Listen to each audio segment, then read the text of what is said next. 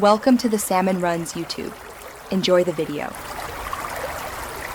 You begin by preparing the file and environment so you can upgrade without losing work. Open the presentation and immediately duplicate it. This preserves an original rollback point. Once done, set sharing to editors only and enable version history so you can track changes. Make sure add-ons are available in your account. You'll install a theme or extension next. This gets permissions, backups, and tools ready so every change is reversible and auditable. Now you upgrade the slide structure and visual system.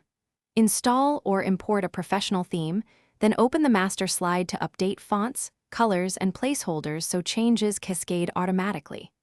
Once done, swap low-res assets for high-resolution 16:9 images and use built-in compression to keep the file small.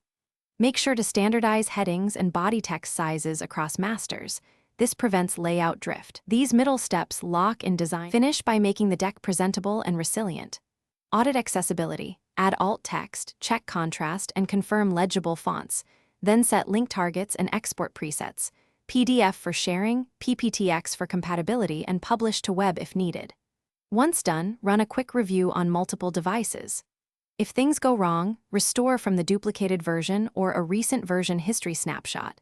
Clear your browser cache and reapply the master layout. This completes the upgrade and gives you one clear recovery path.